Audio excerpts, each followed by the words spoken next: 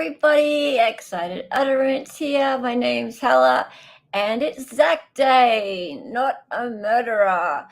Zachariah Anderson, an urgent fight for justice. And we're up to part 3 today. But never fear, if you've missed part 1 and part 2, don't stress. We are going to go into some of the things that we've already covered, but we're going to get right to the crux of the matter. We're going to get to the crime scene. We're going to get to the night of the incident. We're going to talk about everything that happened. Hello, Donna Barkley. Good to have you here. We're going to talk about the actual incident as the state put forward. That doesn't mean it's as it actually happened. It's as the state put forward.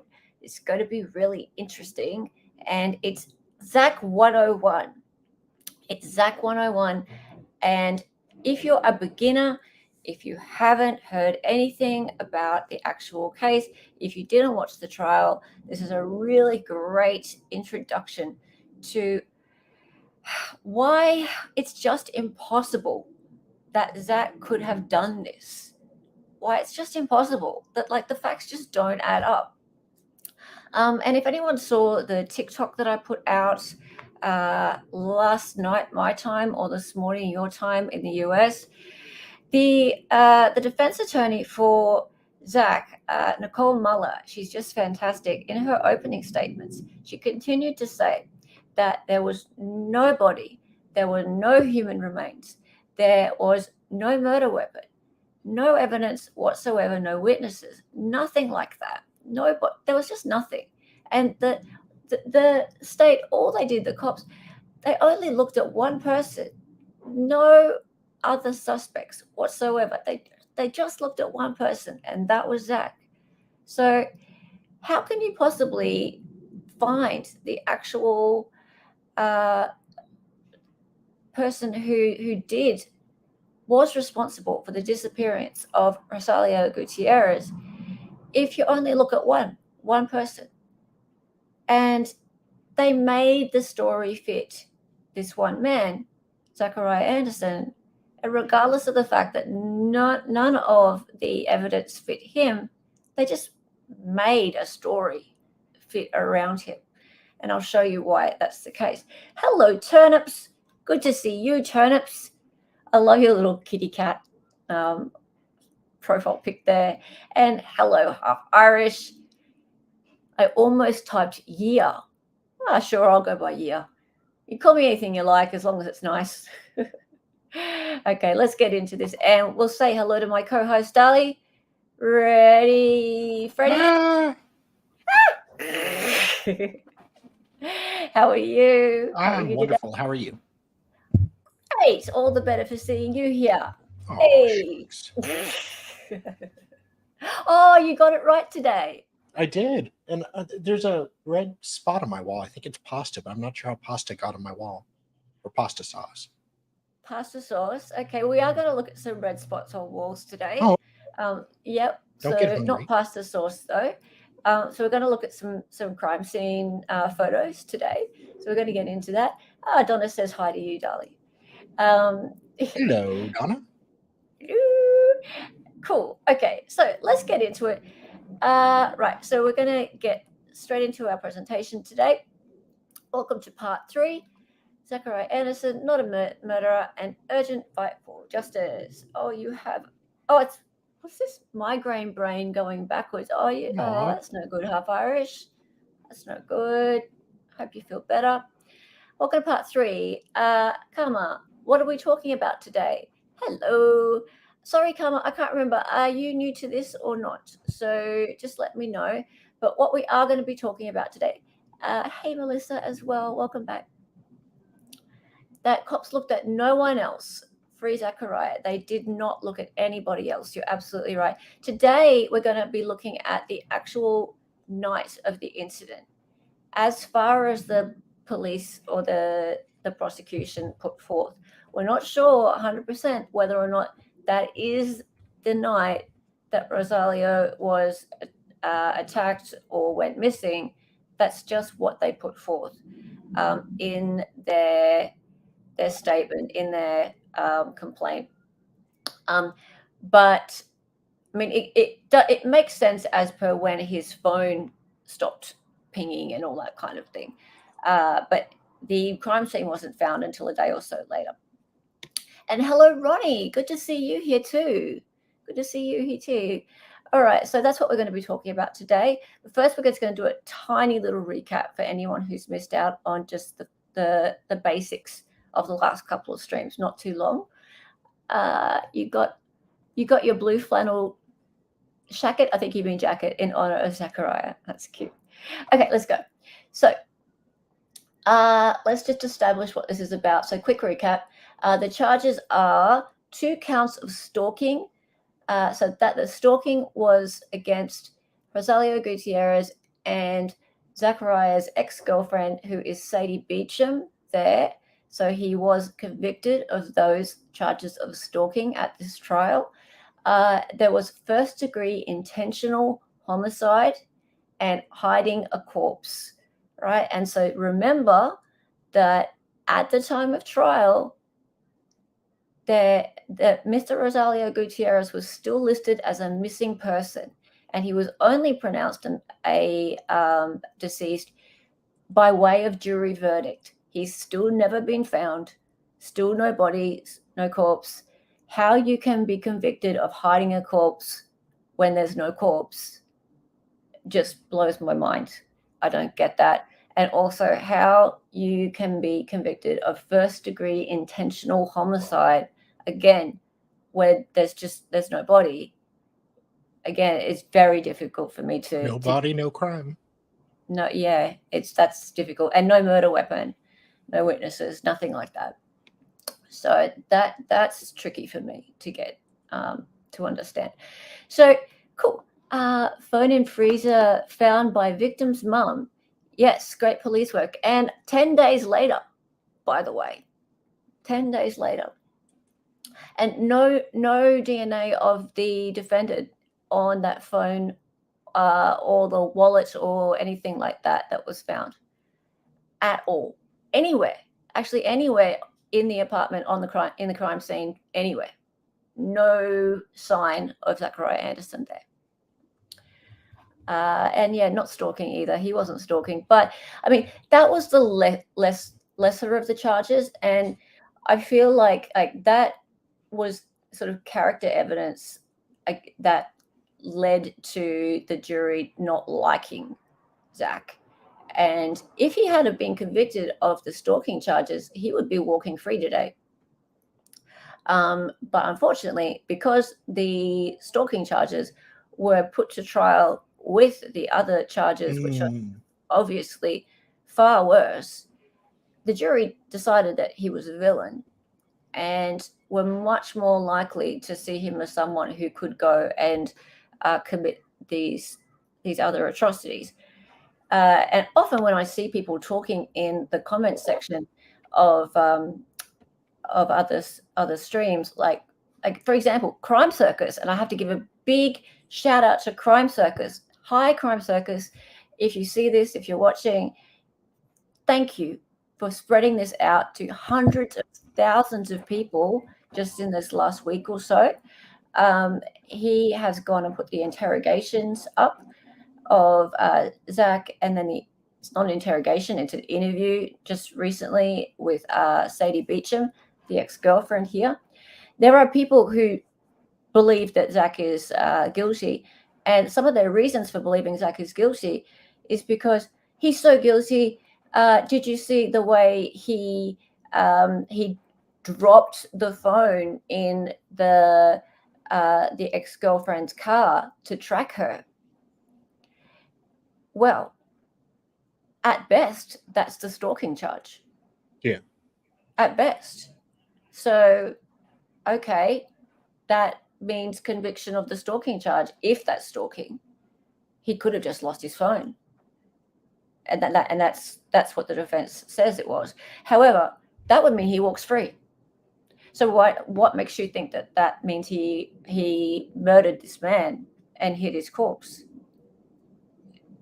And so this is what I mean. we're talking about two completely different things. All right, so moving on. And that's just to establish what the charges are and what he was actually convicted of. What? Oh yeah, that's homicide for sure. Okay. Yes. All right. Okay, so let's go on. And hello, Nikki. Good to see you. And yes, there is Crime Circus has a playlist, Innocent Lives Matter. Yes, he sure does. And it's so great to see Zach's name in that playlist. So quick recap. Last week we talked about Zach and Sadie. And Zach and Sadie were together for 13 years. They had a lovely family together. And I made a cringe My Family reference. If you remember last week, I started to get these little characters out, and you remember those little stickers on the back of cars that people had or have. I don't know if they still do. I think people have kind of stopped doing this now, but yeah, there were these little stick figures that were on the back of cars, and people would show their families. So they had a daughter who was about 12 at the time, and two little twin sons. And both Zach and Sadie very proud of their kids, very much so. So here's Zach, Sadie, and family cartoon we started with last week. And this week Zach gets clothes. Yay. He gets some clothes. Yay. So yeah, a bit of an improvement this week. And he wears a white t-shirt and blue jeans all the time, apparently. That's his like black shirt for me. But I have sweaty armpits, so right. I don't know how he can pull off the white shirt. Not nice to know. So it's kind of like, you know how Homer Simpson always wears his white shirt and blue pants. Well, so I'm not saying he's anything like Homer Simpson, but cartoons always have their thing that they wear. So there you go. And he always gets his clothes from Walmart. Anyway, well, so he gets clothes. Nothing wrong with that. No. Everyone else is naked. But they're not naked. It's just like they don't have colored in clothes because Zach's like the main figure in the story. So there you go. It's better. Good. I'm glad. Yeah, better. Cool. All right, let's keep going. So as we talked about, how around late 2019 and into 2020, Zach and Sadie's relationship declined. Okay, so couples break up. It happens. Okay, and when couples with kids break up, sometimes it gets a bit ugly. I think we've probably all seen this before. Okay, and it's sad when it happens. It's especially sad when it's not amicable, when the kids are involved, and sometimes it can turn into some nastiness with, who looks after the kids, who's more able to look after the kids when it gets a bit nasty. Yeah. Okay, we also introduced Zach's new girlfriend, Christine. They would hang out 4 or 5 times a week and watch movies. There's Christine. And we also spoke about Sadie's relationship with Rosalio Gutierrez, who she met on Facebook dating. Better than Tinder. Oh, yeah. Hi, Rockstar Murray. Hi. So happy this is finally being covered. Look, it's been covered on lots of different channels in lots of different ways, and it's actually being covered more by different people. And I tell you what, we're going to be linking to some different places throughout the stream, but I've just chosen to cover it in this way because I feel like if you don't have time or the inclination to watch the entire trial, and that's a big commitment, like that's a really, really big commitment. If you don't have that ability to do that, then I feel like snack size little pieces like this with visuals It's really nice and easy to digest. Another really good way to learn about it is there's a podcast called Wrongful, and that's also really like easy snack size pieces you can just listen to, like 40-minute episodes. So we'll link to that as well. But yeah, it's being covered more and more, which is fantastic. Okay, so she met Rosalio Gutierrez on Facebook dating. She met him, I think it was around January, February 2020. Okay. Now, the digital evidence at trial showed that Sadie believed that this relationship was quite serious. She really thought that this was going somewhere, right? Now, he was, however, actually active on several dating apps and even had a date on the alleged night of his disappearance.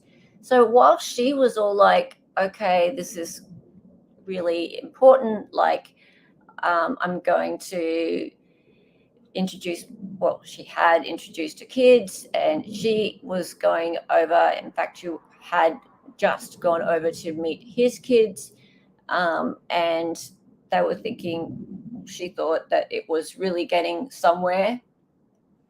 He was still active and talking to other women. No judgment, but that it wasn't what she thought it was. Let's just say that. Okay, so let's have a look. Now, this is her talking about May 17th, and May 17th is a really important date. That's actually the date the state alleges that he was attacked, and that was the night that he disappeared. So we're going to just watch a little bit of testimony now, not too much, and we'll see how she felt about him, and especially on the day that he disappeared. So let's have a look.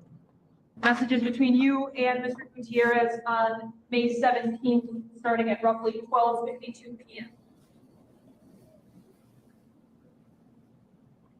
Does this start with you indicating, really enjoyed hanging out with you guys, thank you for inviting me, and him responding, it was nice seeing his daughter open up with you, and you said, she's adorable and his son is funny too? Yes. And a little bit later on, do you ask him if he's okay? And he says, yeah, I'm good, why you ask? Yes. And you say, just checking in, babe? And he says, that's twice now, are you having second thoughts of us? And you respond with, not at all. I was actually think about us a lot today. And he asks you, what about us? Is that all accurate? Yes.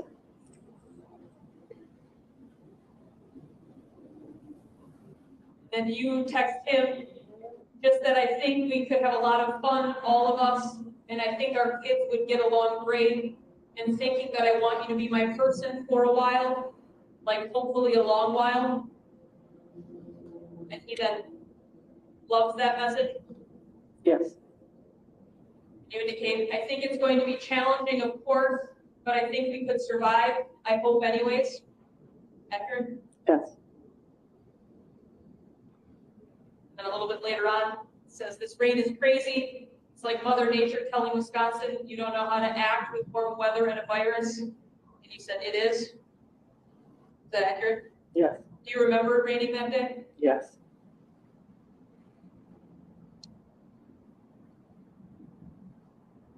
Now, ultimately,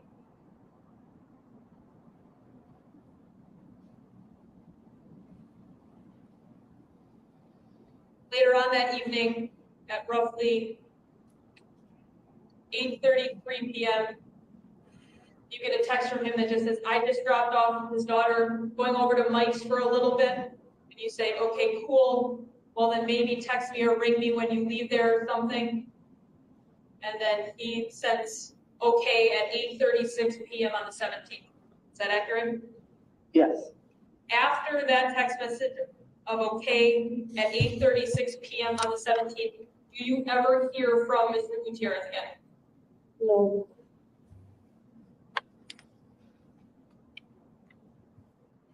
Okay, so after that text at 8:36 p.m. on the 17th, did you ever hear from him again? No. Right.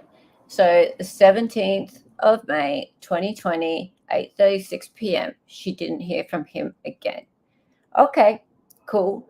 And there she is looking sad. Alrighty. But that wasn't the last time Rosalio was heard from. He spoke on the phone to another woman he had met on Facebook dating twice that night. So I don't know that people who watched the trial, I don't know if you remember this lady. Oops, that's my puppy dog. Rosalio had a $2 minute dollar. It's like the doggies distract me. That Rosalio had a 2-minute 46 phone call with Kim Lavora at 8:44 p.m. And then he had another phone call with her at 17 that lasted 17 minutes and 4 seconds at 8:49 p.m. Does anyone remember Kim Lavora? Right. So Kim Lavora, here she is here. She's one of Rosalio's Facebook dates. And she was actually a witness for the defense. She was only there on the stand for a couple of minutes, actually. But I went and looked her up just to refresh my memory. She's quite lovely. Be quiet, doggy. And Sorry. Your dog. I'm gonna mute myself in a minute so we can have a listen to her. So let's have a look. Impression of on as much detail as possible. Oh, sure. I was on a Facebook dating site, and then he liked me, and we started conversating through text only. Had a few texts. I felt like I felt nervous. I never met him. We talked every day. We text every day. He told me personal things about him, his daughter, his business. Moving forward on to May, he told me that he was going to Menards and picking up his daughter. I love then Menards. The following days when it happened. So I want to go back a little bit. When did you first, if you remember, when did you first start talking to Mr. Gutierrez on Facebook dating?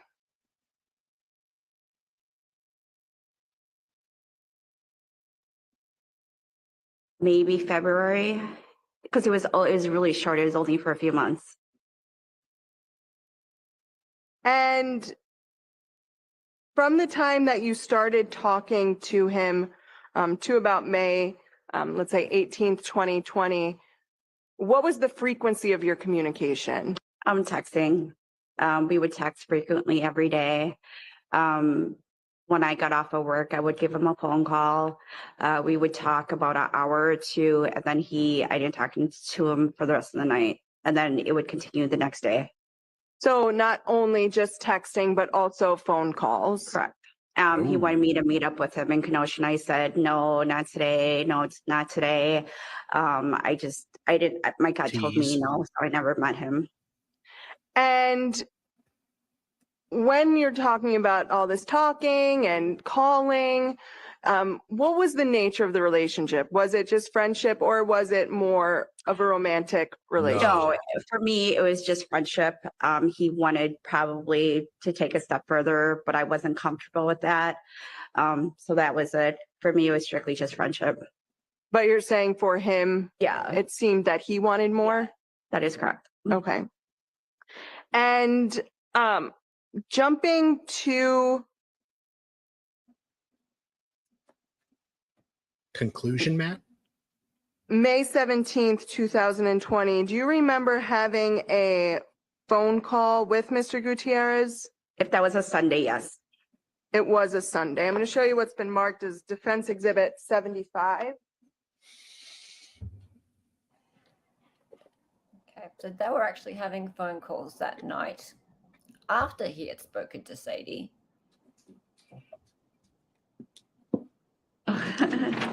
She is cute, isn't she?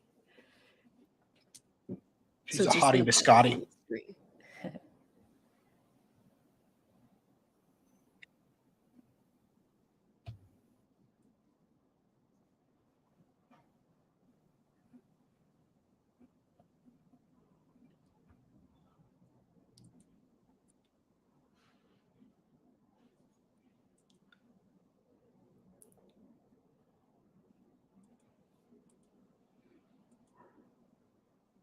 Okay, I'm going to zoom in here.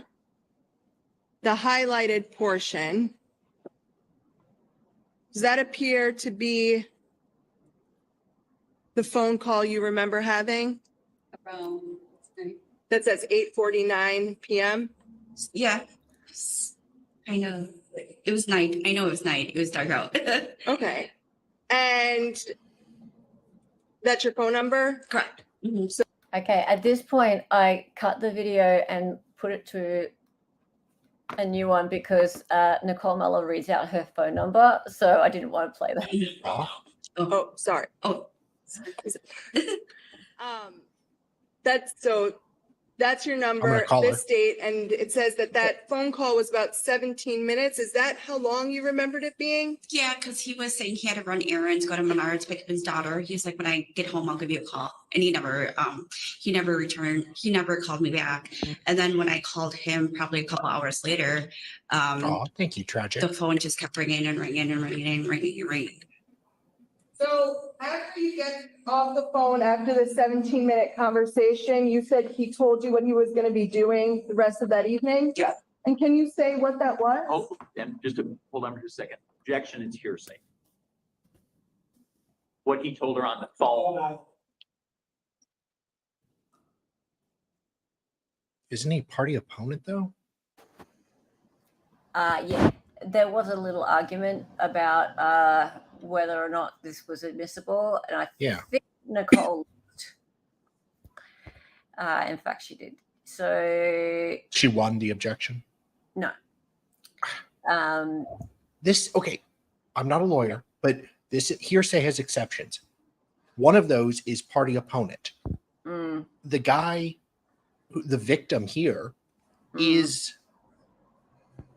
being, the state is representing him basically, and he is party opponent. So what he said should be allowed to come into evidence, is my understanding. But anyways.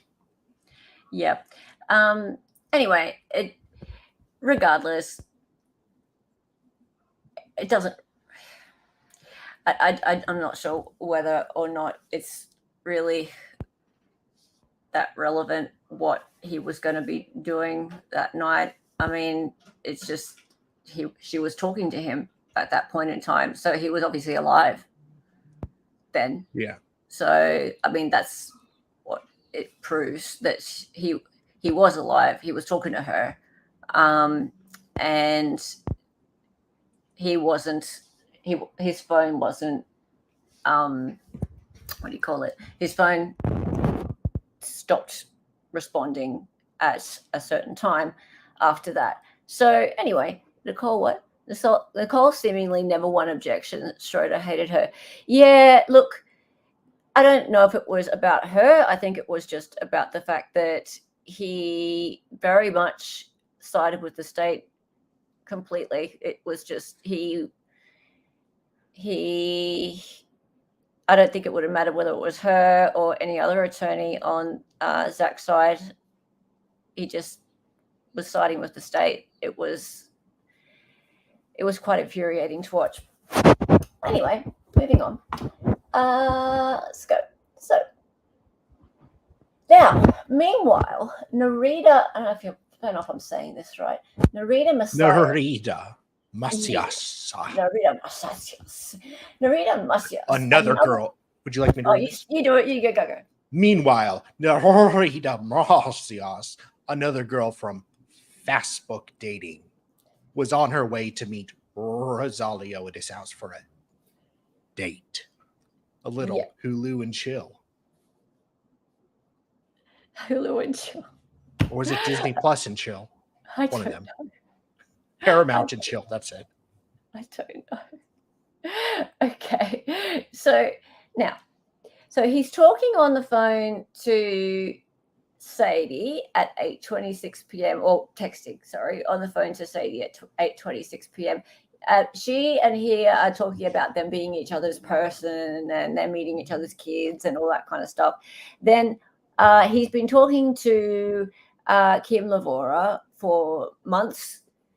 And meanwhile, he has this chick who, Narita Macias, who he had actually planned a date with that night, right? And they've been texting that night, and she's actually on her way to his apartment. So, yeah, there you go. Half Irish. Bloody hell, dude was a player. Now, these are just the ones we know of. Yeah. Right. These are just the ones that are turning up at the trial. I mean, I'm sure we could probably dig and find more, but like the dude, he's gone and he's got kids. We're not going to go that far. It's not about that. It's just about the fact that like it wasn't what Sadie thought it was, right? So, and these ladies are actually relevant in terms of that they're witnesses. They're witnesses at the trial. So, okay, so she was on her way to meet Rosalio at his house for a date. Now, Ms. Messias testified that she never went in to meet Rosalio. In fact, was parked outside the wrong apartment, waiting for him to come out for 44 minutes. Right? Now, this is important, and we're going to come back to this in another stream, but I want to get to more of the point of this stream. So, guys, here's the deal. Lots of stuff happened that night and leading up to the night that I am going to come back to and dive deeper into in future streams. But just so you know, this lady here, she changed her testimony after meeting with the DA, which in itself is fishy. Okay, so, but in the end, she ended up testifying that she went to the wrong apartment. She couldn't see that she was at the wrong apartment, even though, and this is why this is highlighted here, she said it was raining and she couldn't see the apartment number. Well, that's what it looks like, right? It's really well lit up. Yeah. Yeah, it was super sus. It was super sus. Okay, so, and the fact that she just sat in her car and didn't go in, also sus, for 40 minutes. Yeah. So, like, again, this whole idea of no one being investigated besides Zach, I'm not saying that she's involved, like that she did anything, but she just not investigated and she changed her testimony. Okay, so really strange. Yes. Oh, so weird. Okay, now Rosalio's phone last receives a cellular signal at 10:30 p.m. on Sunday, 17th of May at 2020. So, and you know, like when your phone stops working, that means you're either murdering someone or you're dead.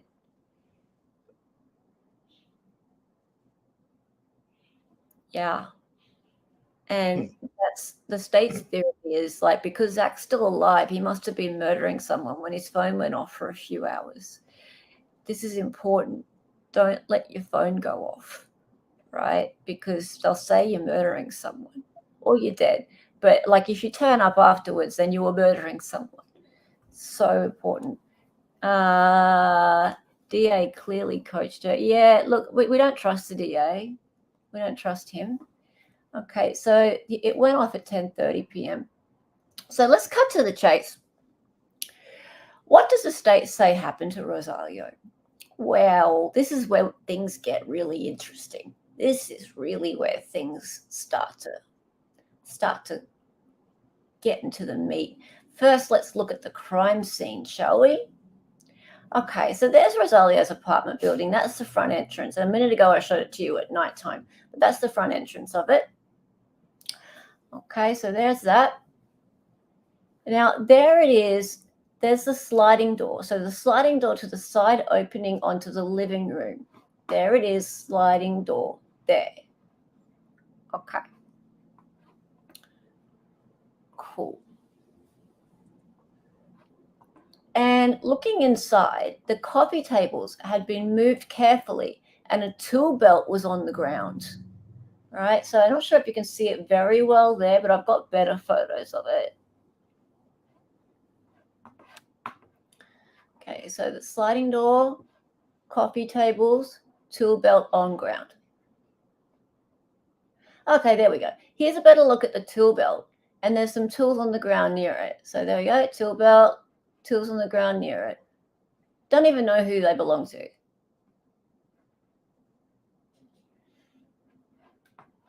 Didn't even know it was that close. What do you not know it was that close?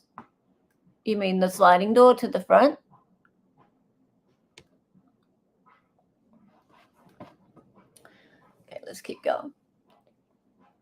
Now, here's a better look at the coffee tables. Note the pot plant and the small objects. are still in Pot place. plant. Pot plant, what? He had marijuana? The devil's cabbage? Devil's cabbage. Oh, his sliding door to the building door. Yeah. Yeah. Yeah. So the pot plant and the small objects are still in place. And Nicole Muller spoke about this, about how these tables and the stuff on it had, like, they weren't all like knocked over and stuff, right? So you could, like, if it were like a robbery or staged to look like Maybe a robbery. Zach picked up his apartment a little bit. Didn't want to, be rude. If it had been staged to look like a robbery, then, like, why would they have moved that carefully and like all the stuff would not be like knocked over and things? Like, why was it so carefully moved, like placed to the side, right? And it was obvious that it had been moved also because there were indentations in the carpet from where it was prior, right? So yeah, like it, because she also said that it, like, that the cops had said that it looked like it had been staged to look like a burglary, right? But that's not staged to look like a burglary. No, that doesn't make any sense at all. Also, and you can't tell this from the crime scene photos, but also, like, the lights were off, right? So when the cops went in, the lights were off, right? Of course. So yeah, the lights were off. So therefore, the lights would have had to have been off when all this happened, unless whoever did this turned the lights off when they left. Well, What? it's an environmentally friendly unaliver. Yeah, yeah. Isn't that nice of them to save energy? Exactly. So did this person manage to move all this stuff and not knock anything over in the dark? Like, that's odd. But they also didn't swab the switches. Light switch. Yeah, or fingerprint them. This is very odd. So it was moved carefully in the dark. Yeah. Okay. But So everything's, you go and unalive somebody and then turn the lights off after. yeah. It's so weird. It's all so weird, right? Everything would be strewed across the floor. The only thing that's left on the floor is this tool belt. It's very strange. Okay. So, all right, so let's keep going. Now, this is the front door to the apartment. So I believe, like, 1B. it must be like there's the front door of the building, and then you walk in, and then there's another door, I think. I'm not sure how it works, but there's this red door. Or maybe we go back. Is that the red? Oh, hang on. Maybe that's it. Maybe that's the red door. I'm not sure how it works. Is that the same door? I don't know. I don't know if you go in this door and then there's another door inside. Probably. Maybe. That's how it usually works. Is it? Okay. For apartment buildings, yeah. Yeah. Okay. So anyway, this is the front door of the apartment. Now that looks fine, but then if you look at this, look. Yeah, that's definitely blood splatter. Yep, there's blood. Front door, inside by stairs. Sliders out front of apartment. Yep. Cool. All right. So yeah, that's definitely blood spatter. No question. There's blood spatter there. Yep. Not denying that. Okay. Inside, there is a diffuser. You know, one of those aromatherapy diffusers, right? And it's still running 36 hours later, allegedly. Now, does anyone have one of these things? I think that's like they're not supposed to run for that long. No, somebody, Right. the Ronful gals know the Yeah. exact time they've tested it, but Mm. it's like 18 hours max. I think Yeah. it's significantly less than the 36 hours if it was full and plugged in. Yeah. Yeah. So Thank you. Usually that 18 hours. Okay. yeah, usually 18 hours, right? So even if Rosalio had turned this thing on completely full power just before he was unalived at say Can, like 10 p.m., 10:30 p.m. on the 17th, and he the crime scene was discovered and they went straight in and took these photos.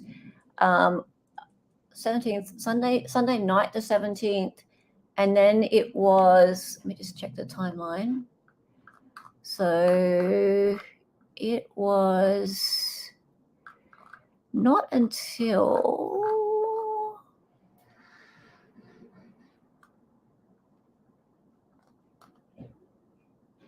yeah, it was 36 hours. Oh yeah, so 11:20 a.m., 10:20 a.m. on the 19th.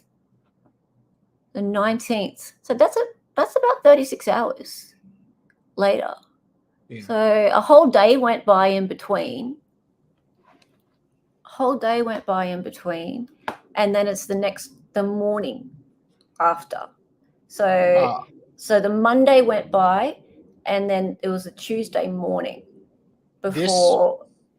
was in Kenosha, Wisconsin, by the way. Another Yeah. Wisconsin case. Assuming that's Yeah. where you meant by where is this? Yeah, the 19th. Yeah, hi Lokong. Lokong, how are you? Good to see you here. How's Yeah. it going? Yeah. So Nobody the whole witnessed- Monday went by, and it was Tuesday morning. and his door is right next to where the mailboxes are, as I recall. Correct me if I'm wrong, Lock-On, but like people were at home. This was during COVID, but they'd go to get their mail or they'd go to get groceries. There's nobody noticed a bunch of blood on the door. Yeah. I mean, the door is red. Well, yeah, but like to the side of it, I think there was some blood. Yeah, it was off to the spatter. side a little bit. Oh, people sort of go about their business. The don't theory they? is lead, actually. There's a lot, very high percentage of lead, like even higher than Flint, Michigan. Yeah. Look, anyway, yeah, sorry, I just had to. Don't you guys call them pot plants? Marijuana? No, just pot plants in general. No. Don't you? That's typically marijuana. Really? I think so. I don't know. Maybe I'm different. A plant in a pot is a pot plant. Well, yeah, just, we call them plants. Sorry. We don't specify their location. You guys actually, you call them potted plants. Potted plants. Okay, not pot plants. Okay, well, no, we call them pot plants.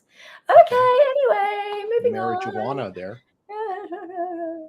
All right, there it is again. Inside there's the diffuser. Yeah, I was just showing you a better view of it, and it's definitely on, like it's running. It's like, yeah, right, which would say to me that someone turned it on recently, like not 2 days ago or a day and a half ago, like in the last sort of 8 to 10 hours, or even 4 to 6 hours, someone's been in that apartment and turned it on. Don't you think? I mean, yeah, it wasn't on a timer, so. Yeah. I mean, that's the only way it could be. How does that happen? Like, literally, somebody was there after the state said he was unalived or attacked at this time. And they filled up this diffuser that was still running past, and it has been tested. Hours past when the prosecution says Zach did this. Okay. Do the crime scene techs just like really enjoy like aromatherapy, and they're like, oh, look, a diffuser. Let's turn it on. I mean, that would be the only explanation, and then they Yeah. would be contaminating the crime scene. Yeah. So no, I mean, Oh dear. Hey Paige, how's it going? I don't even Good know to what a see you. diffuser is, for the record. This is the first time I've ever heard of it in this case. It makes the air smell nice, I think. Okay. No, that's Yeah. why you just spray air freshener. Yeah. Okay. Okay. Well, again, you wouldn't do that if you're a crime scene tech. You shouldn't do that, right? No. Yeah. What did the medical examiner say? What medical examiner? There's no corpse. Yeah. I'm not laughing at you, turnips. I'm just laughing at the No. absurdity of this case. Yeah. Yeah. There's no Yeah. corpse. We never found him. He could be in Mexico right now for all we know. He could have turned up during the sentencing. Yeah. That's true. Okay. So anyway, there's some more. These specks are blood spatter on the walls. By the way, those specks that was- are about 100 times bigger, 1,000 times bigger than the speck that was supposedly blood and never was proven to be, that was in the door frame of Zach's van. And we'll talk about that on a different episode. Boy, But that much blood? Oh, he's definitely dead. yeah.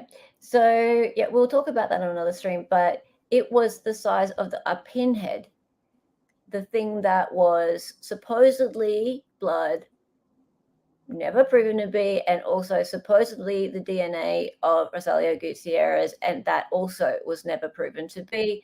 But the DA, especially in his closing arguments, said it was the DNA of Rosalio Gutierrez. That was a lie. A lie. A flat out lie. Right? So people watching this, especially people watching this later who don't know about this case, or perhaps watched the trial or pieces of it, or have heard things, little pieces about this, and think that that was the deciding reason to convict, that was a lie. Okay, and I might clip that little bit and post it later.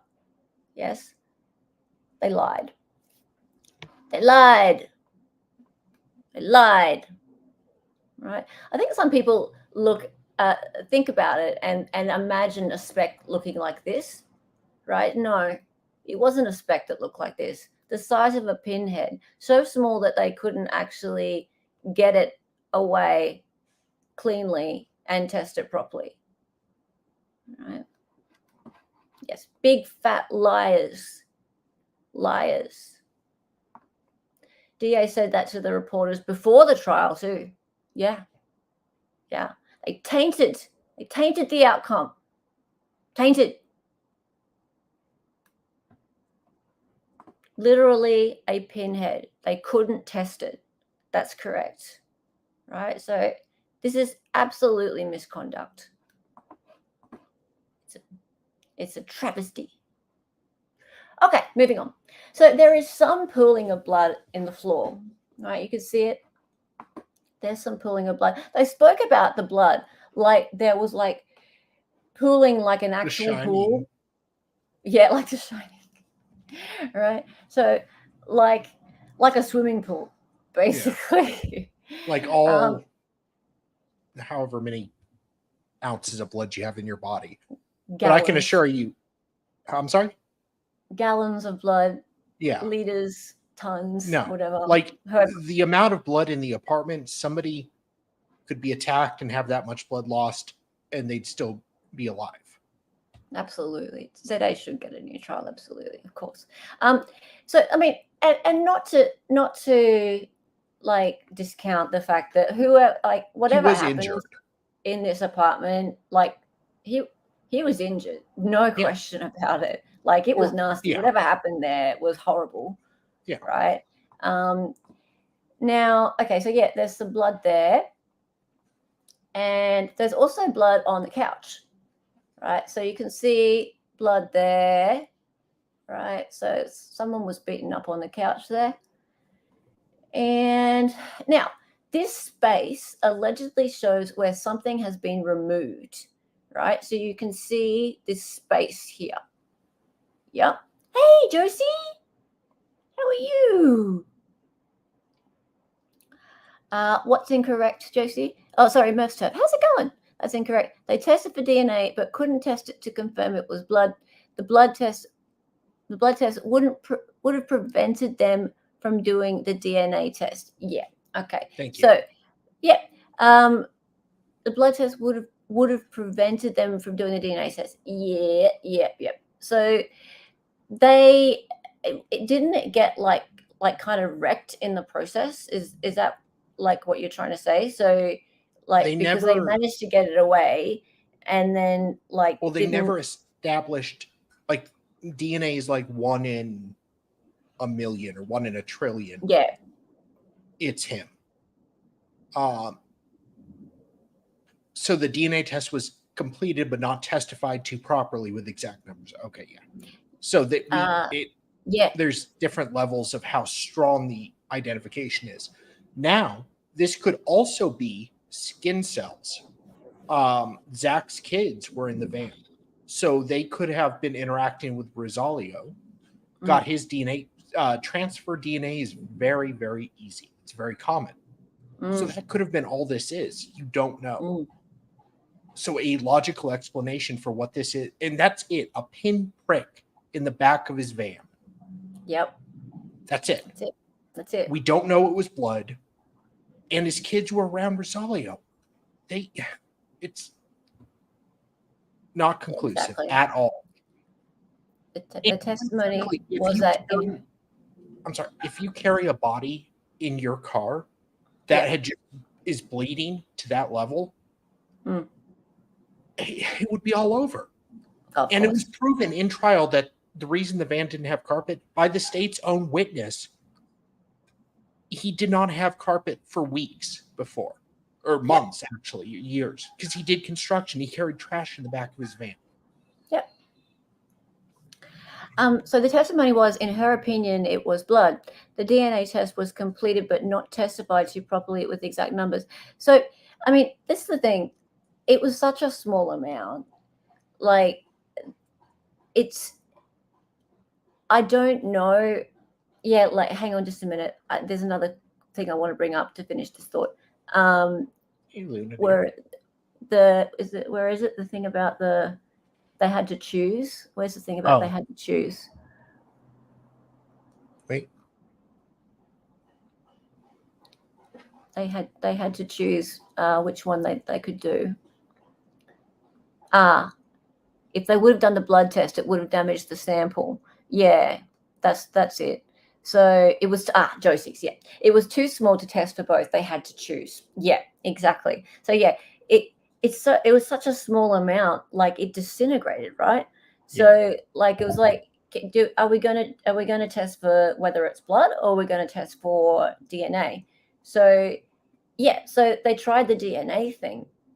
Now it never came up conclusively, like to an octillionth or whatever it was. Hey, Dina, how's it going? Usually when you're at trial and you hear about DNA results, you usually hear this figure that is really convincing as to whether or not it belongs to somebody or not, right? And in this instance, there was no figure like that.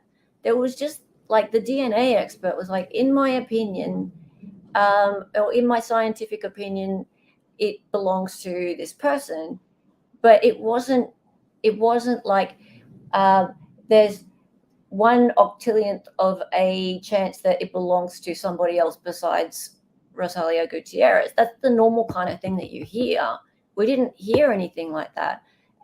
But then the DA is like, his DNA was in the van. So that those two things don't add up together, right? But the jury wouldn't have known the difference. They don't watch trials all day like we do. And yes, Exactly. So it was such a small amount. It's not like I don't know. I assume that if they had more to deal with, they could have found out with more accuracy. But regardless, they can't just go and make a statement like that. The jury heard blood over and over and that it matched. Yeah, exactly, Josie. That's what I'm getting at. They heard all these words over and over again, and Yeah. they just heard that it matched, Stalker, and that's it. And blood, stalker and all those things. DNA. Yeah, and that it matched. Yeah. And the DA got the last word. Yeah. As they do. They have the burden of proof. So they got the last word. And the last thing that they heard was that there was DNA, there was blood in the van, and it matched. Done. All right? That's it. Confusing by design, in my opinion. I had to watch that part of the testimony several times to understand what they were saying. There's no way the jury would have caught the intricacies. No. Exactly. And stalker is a major trigger word too, by France. You're right. And like also Law and Crime had the obsessed stalker ex-boyfriend murder trial as their headline. And by the way, Josie, you're always welcome on this stream. I'll if you are ready to at any time come on this stream, I'll give you a link. Yeah. I'd love that. Would love that. We would just love that. Anyway, let's keep going. So this space allegedly shows where something has been removed. Okay, so a rug, do you think? Okay, so again, there's a space there. That is weird that why would he care about the rug? Unless he needed something to move the body? Oh, well, maybe. I don't know. Okay, now, Rosalio was allegedly unalive with a blunt object wrapped in carpet, which was on the floor and carried out through the sliding doors. I believe, correct me, chat, if you think I'm wrong on that, but that's what I take away from that, right? So, rolled up body, yep. Straight, how come you're never offered a link? You can come on whenever you want. Everyone can come on. Let's just have a party. Oh, he's got Hulu. See, I knew it was Hulu and chill. Yeah, so wait, his TV is still on? It's a little weird. TV's still on. Or was the CSI watching Dexter or something? I don't know about the TV. Well, I don't know why it's on. Okay, so through the sliding doors, right? You're being silly. Okay, cool. All right, let's keep going. So who found the crime scene?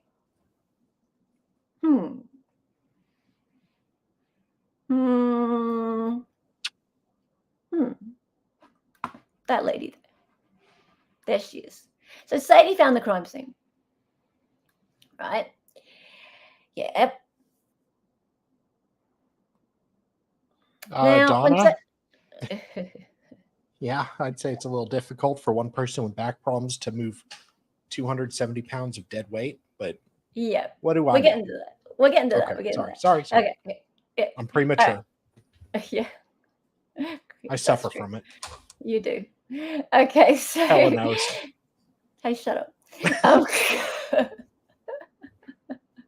Hey, Lynn, how are you? Oh, hello, David. How's it going? Hey. How's your not streaming the trial going? Although you are kind of, aren't you? If you're free, come on. Come in. Everyone's welcome. Okay. So when Sadie went to the apartment and found the scene, she called Rebecca, then the cops, telling them she thought Zach was involved. Now, I'm not sure whether or not she said Zach was involved on the actual phone call, but we know she said that go see Zach. We all know that. Yeah. Okay. So, go look at my ex-boyfriend.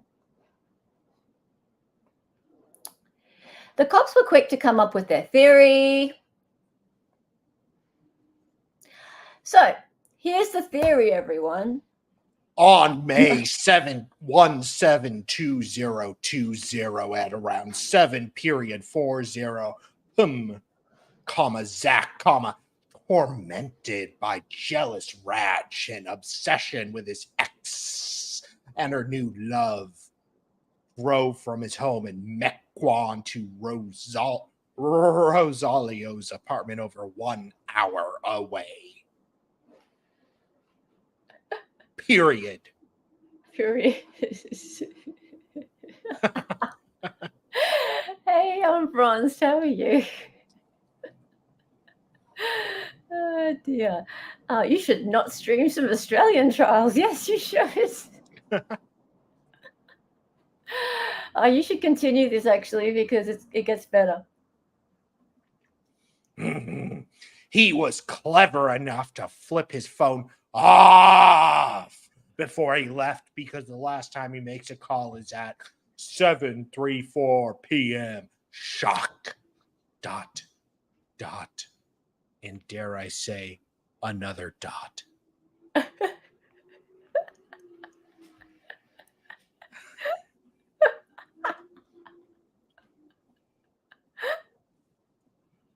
He drives stealth mode to Kenosha and avoids every traffic camera along the way like a true killer.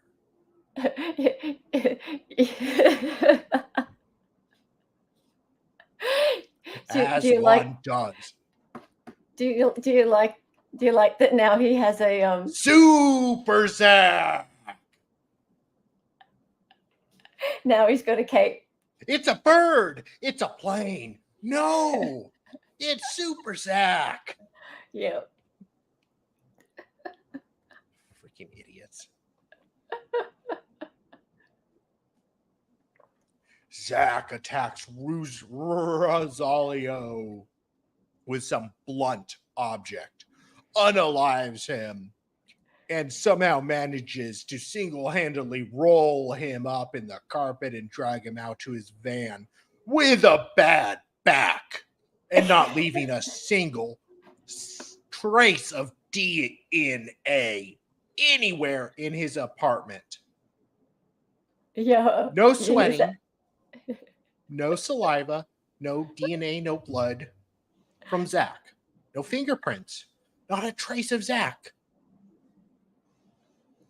Yet he and trust me, 270-pound man sat with a bad back. Yeah, because remember last episode we talked about how he got a bad back when he worked for AT&T, right? So I already had this little guy made up from last episode.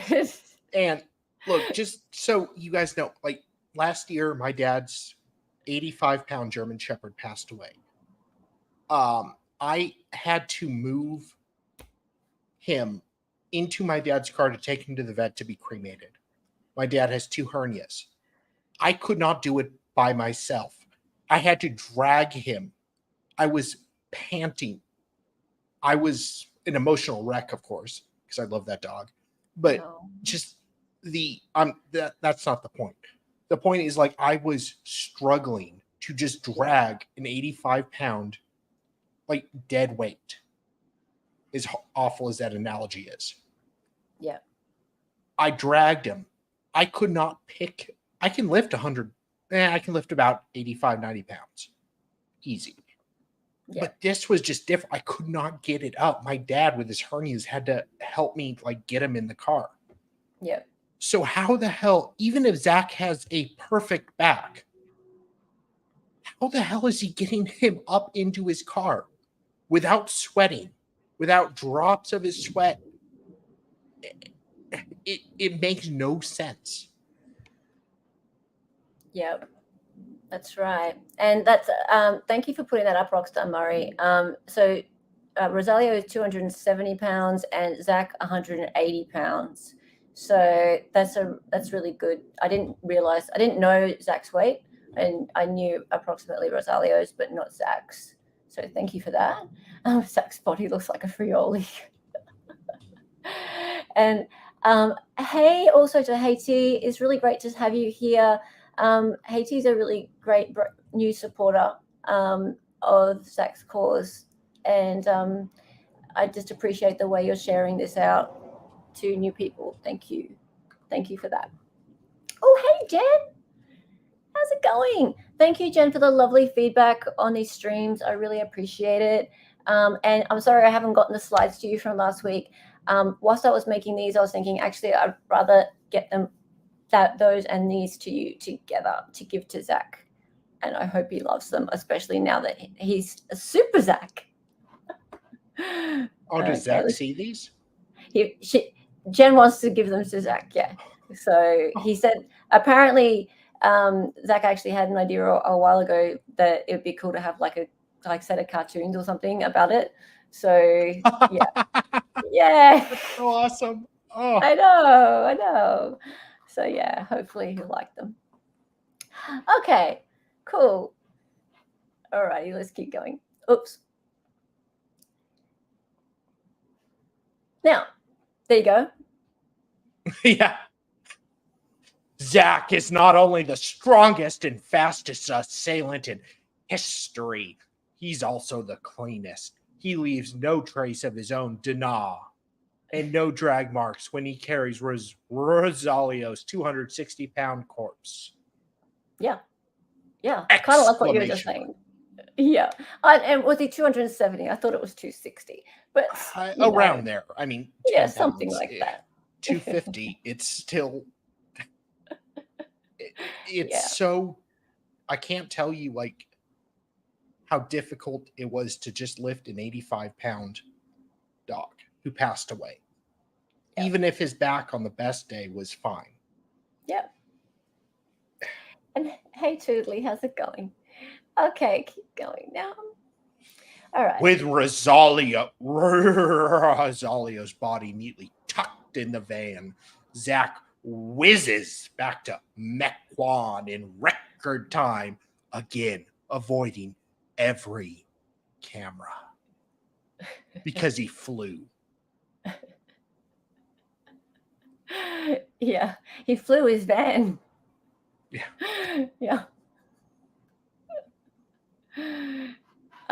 Jen, Zach's somehow the dirtiest yet cleanest criminal. He also simultaneously a master planner, but also forgot all his supplies. He's Houdini. He can make a dead body disappear, but goes to buy Clorox wipes during COVID. Guilty. Yep. Guilty. Yeah, Zach was the ninjas in the Jodi Arias trial. Yeah. Oh dear.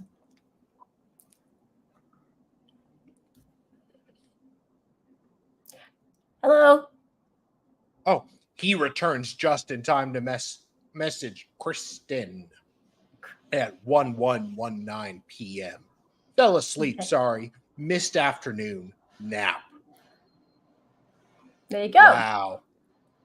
So because he decided to take a nap, he's in prison for the rest of his life. Yeah. Unfortunately, and the phone must have been off. Oh, that means he was off unaliving someone, remember? So if your phone's off, either you are dead or you're off committing intentional homicide. Exactly. So yeah, that's that. I wonder, can they tell if it was powered off because the battery ran out when he was like asleep? They didn't want to tell. Yeah. Okay. Yeah. Okay. So yeah, that was the message that he sent to Christine at 11:19 p.m. and called the police to his home while he's still actively burning evidence. What a guy.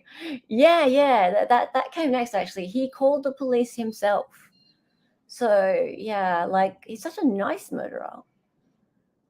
Oh, the phone was on? Really?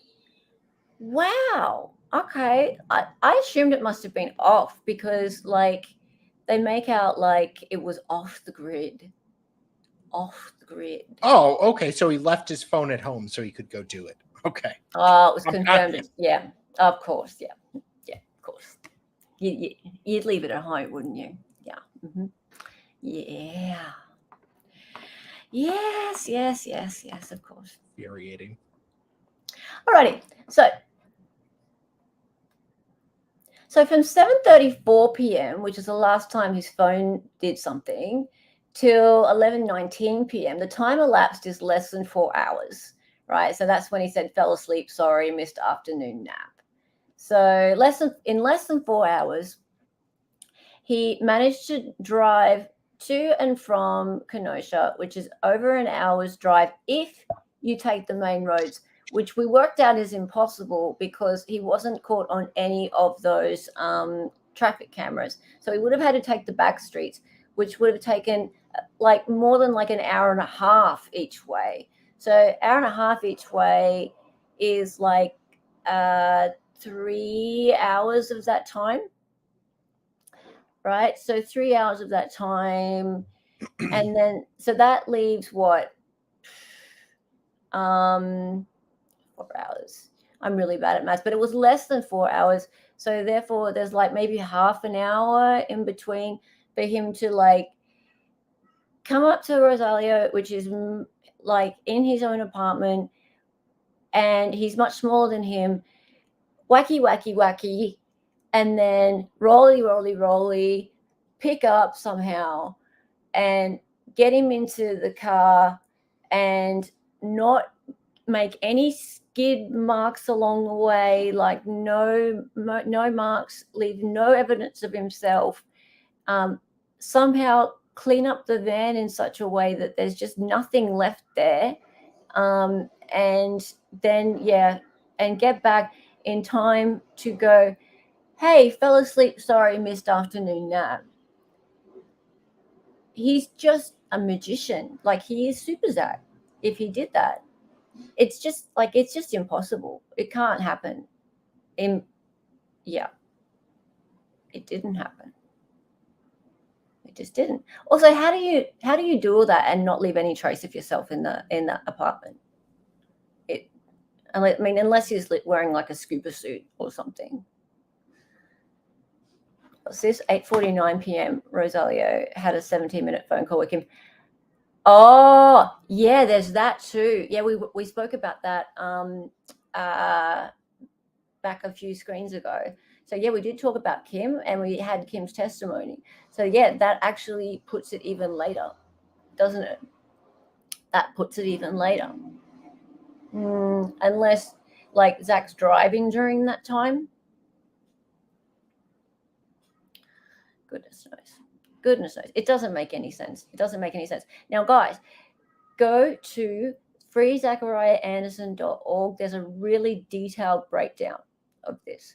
So if you want to go through all of the timestamps of the phone messages that happened, all of the times when Rosalio was talking to different people, when Zach was talking to different people on the phone, everywhere that we know where people were when Rosalio dropped his kids off, etc. You can go and have a look at all that.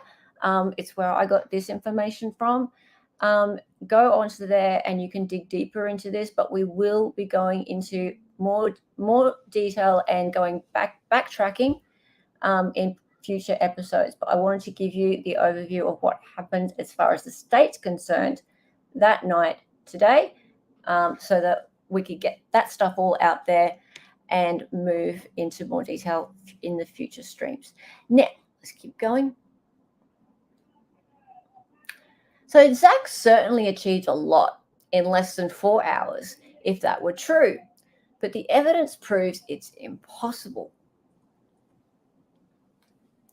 Zach's not a Marvel character or Houdini. Period.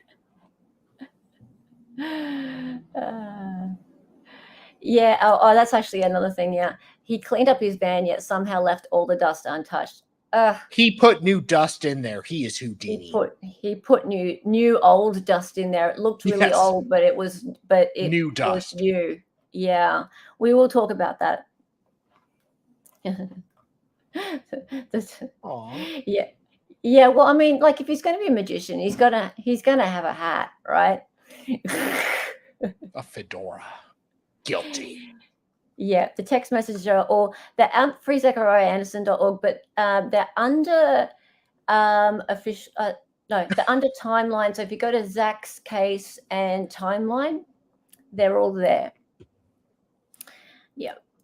Okay. Excellent. Moving on. But is Zach a murderer? He's not a Marvel Gravely character said or so. Houdini, but is he a murderer? Well, yeah, and 12 jurors seem to think so. And I just wonder, like, how do you get to beyond a reasonable doubt? That's what I've got a problem with here. It's just like, even if you're starting to buy their story, how do you get to beyond a reasonable doubt? I just feel like these people don't understand beyond a reasonable doubt. Like, surely you've got doubt after sitting through 3 weeks of this. Okay, so that's that. Join us for part 4 next week. And as I said, we're going to go into more detail. I would actually like to, or what I have planned for next week is to talk about some of the other people who weren't investigated. So we're going to introduce some different characters next week. We're going to have a little bit of a look at that lady who we talked about just a little bit. So the lady who was parked outside Rosalio's apartment for 40 minutes. So we'll have a bit of a look at her. And there's a couple of other people who the state didn't investigate. So we're just going to have a little bit of a look at them next week. If you've got any other requests that you would like to be covered sooner rather than later in this series, yell out to me. But yeah, also, I just would like to ask, please, I'm trying really hard to sort of divert some attention from some other cases that people are looking at in Facebook groups and things like that onto this case, because there are some really empathetic groups to wrongfully convicted people, and I would really like to try and get them to be interested in this. So I've started a Facebook page and I've started an Instagram page, because that's where a lot of these people sort of hang out. So if you wouldn't mind, if you have a second, if you're on Facebook or on Instagram or both, the link to support me on my new page, barely got anyone liking my pages yet. They're brand new. They've been on there like a few weeks. They're up pinned to the top of chat. So just take a second, please, if you can, and get up there and just press the like or follow button. That would really, really help me out. Thank you so much for that. Now, also, so yeah, next week we'll do this again. Thursday, 6:30 p.m. Eastern, and Friday, 9:30 a.m. Australian Eastern Standard Time. Now, please go and have a listen to the Wrongful podcast. It's fantastic. And yeah, that's run by Josie again. Ashley, I believe. If there's anyone else that is involved with that, please let me know so I can give you guys a bit of a shout out. You guys are great. And the other thing is I wanted to give a couple more shout outs. One Me. to Hammer. Yeah, of course, to Dali. I'm kidding. Of course to No, Dali. Veilhammer, seriously.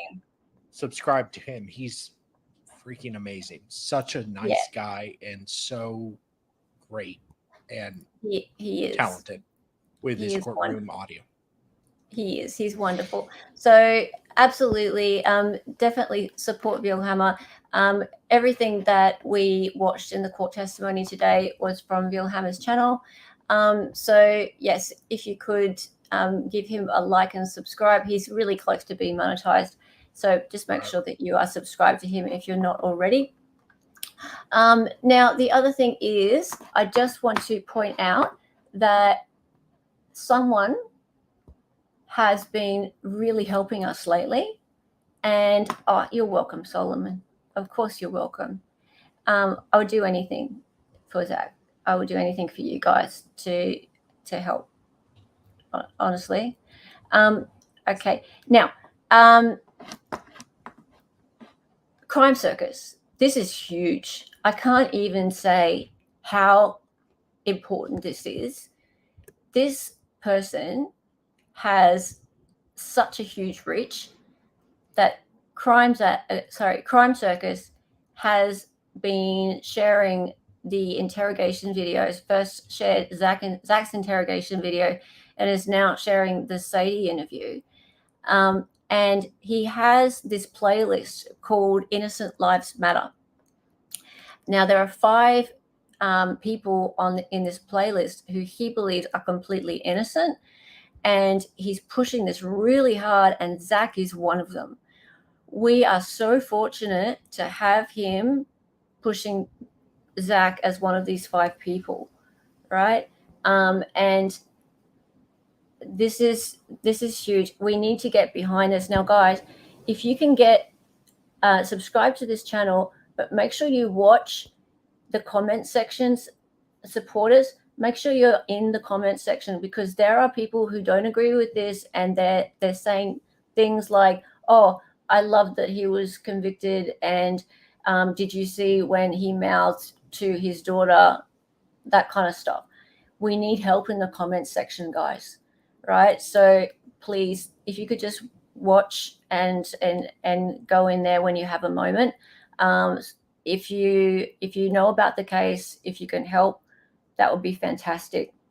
Jen, you've been commenting all over the videos. Yeah, I've been in there too, as much as I can, because there are literally thousands of people on there. The comments, everything you post, get hundreds of comments, right? So, yeah, please. Also, there's going to be a hearing for Ty on the 11th. I have to coordinate with him, but I'm hoping to get him on. You are? Yeah, or we are hoping to get him on for a interview. Oh yeah, okay. After. Yeah, we on your channel. Yeah. But I don't know which of us is going to be doing the hearing coverage of the hearing. It depends what time of day it is. But yeah, absolutely. Yeah, we are behind Ty as well. Yeah, we're behind Ty as well. Very eccentric guy. Absolutely. I also believe he is innocent. His eccentricities are making him feel like he has to represent himself. Regardless, is he getting an attorney this time? We don't think so. Well, he has an attorney. It's just that, is he going to represent himself? Probably. I really want him to get an attorney. I mean, as much as I love the fireworks of a pro se, I want him to. I believe in him. I believe he's innocent. I want him to have the best chance, and I'm just like, Yeah, we really do, and we think he can do it. Yeah. Well, who knows? Yeah. Either way. Dear. So yeah, that's on Monday. That came up really fast, that hearing. So yeah, we'll see. Yeah, so hopefully we'll be able to cover the actual hearing. But regardless, on Dali's channel, there should be an interview afterwards. So we'll see. So stay tuned for that one. Okay, now we're gonna raid Flux. So everyone say language. Flux. Say EU raid and go in there with these. Mr. and Mrs. Sex Raid. No. Sorry. None of that. Okay, thank you everybody for watching. This has been wonderful. Please continue to share the stream though, because people watch these afterwards, right? So, and they're Zach 101. They're for people who don't know anything about it. Okay, so just like the wrongful podcasts, they're great for people who don't know the Zach story, and watching the trial is a big commitment. So maybe it will get people to watch the trial, but this is a great way for people to just learn about how Zach was wrongfully convicted.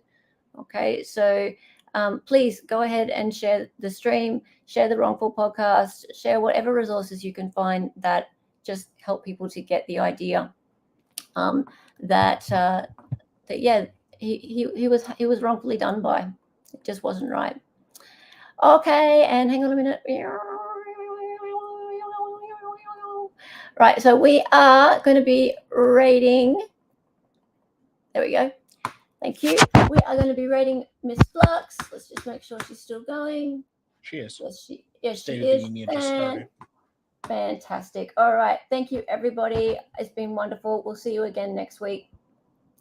And for now, Godspeed. Godspeed. Hasta luego. Auf Wiedersehen. Mark Jensen. Bye, guys. Toodle.